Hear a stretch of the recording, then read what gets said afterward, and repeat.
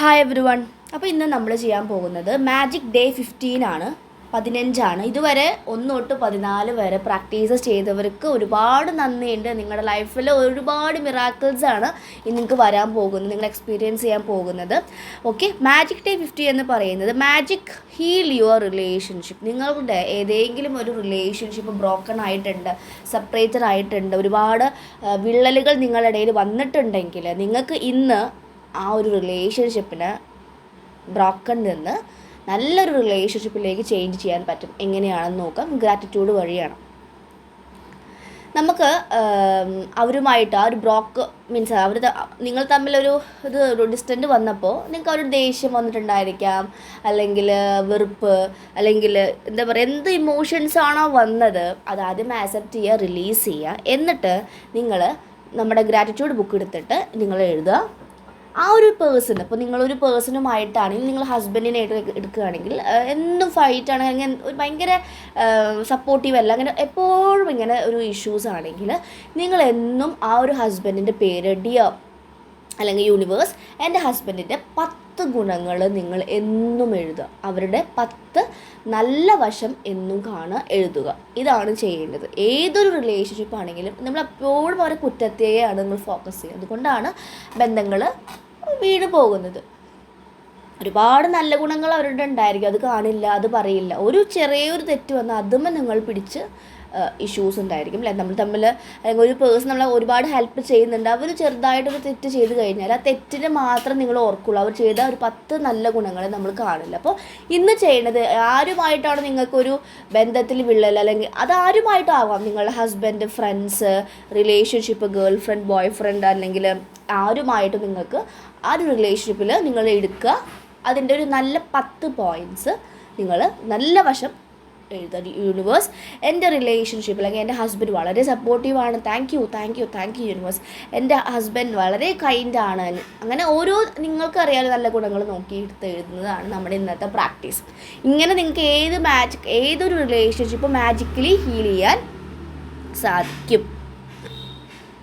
Okay, അപ്പോൾ അതാണ് magic day 15 എന്ന് പറയുന്നത്. നമ്മളുടെ റിലേഷൻഷിപ്പ്, അതാണ് പ്രശ്നം, നമ്മൾ എപ്പോഴും അതിൻ്റെ മോശം വശത്തെയാണ് കാണുകയുള്ളൂ. ഒരിക്കൽ പോലും നമ്മൾ നല്ലത് കാണില്ല. ഒരുപാട് നല്ലത് ചെയ്തിട്ടുണ്ടായിരിക്കും, പക്ഷെ അവർ അത് ചെയ്തു, ഇത് ചെയ്തു, അവരിതൊക്കെ ചെയ്തിട്ടുണ്ടല്ലോ, ഞാൻ അതെന്താ നോക്കാത്തത് എന്ന് ചിന്തിക്കില്ല. അപ്പോൾ ഇനി നിങ്ങൾ എന്താണോ ഒരു റിലേഷൻഷിപ്പിൽ ഒരു പ്രോബ്ലം വരുമ്പോൾ അവരുടെ നല്ല ഗുണങ്ങളെ കണ്ട് എന്നും എഴുതുക. അങ്ങനെ ചെയ്യുമ്പോൾ ഓട്ടോമാറ്റിക്കലി നിങ്ങൾ തമ്മിലുള്ള ആ ഒരു റിലീസ് നടക്കും, നെഗറ്റീവ് റിലീസ് നടക്കും.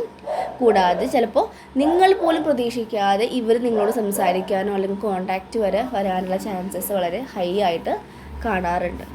ഓക്കെ, സോ അതാണ് മാജിക് ഡേ പ്രാക്ടീസസ് എന്ന് പറയുന്നത്. മാജിക്കലി ഹീൽ യുവർ റിലേഷൻഷിപ്പാണ്. ഓക്കെ, അപ്പോൾ ഇങ്ങനെ പ്രാക്ടീസസ് ചെയ്യുക. സിമ്പിൾ ടെക്നിക്കാണ്, പക്ഷേ അത് നല്ല രീതിയിൽ എഫക്റ്റ് ഉണ്ടായിരിക്കും കേട്ടോ. നമ്മളുടെ വൈബ്രേഷൻസ് കൊടുക്കുന്നതാണ് അവരെ കാണുമ്പോൾ തന്നെ ഇവരിങ്ങനെ ചെയ്തു അങ്ങനെ.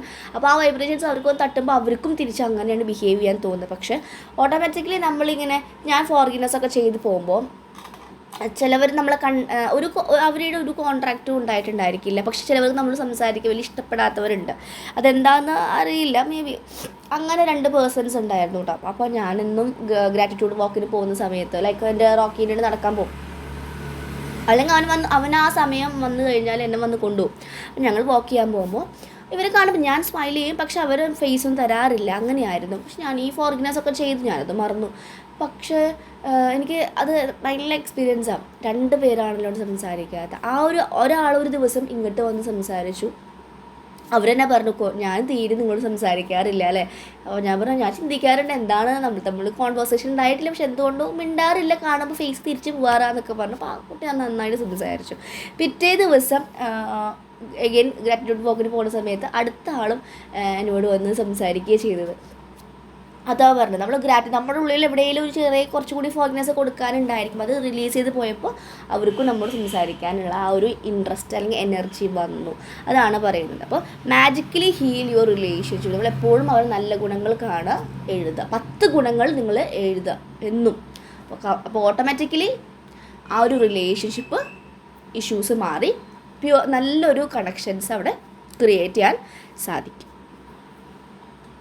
ഓക്കെ, ഇതാണ് പ്രാക്ടീസ് കേട്ടോ. നിങ്ങൾ എല്ലാവരും ചെയ്യുക. അപ്പോൾ നമുക്ക് നാളെ നെക്സ്റ്റ് മാജിക് പ്രാക്ടീസായിട്ട് വരാം കേട്ടോ.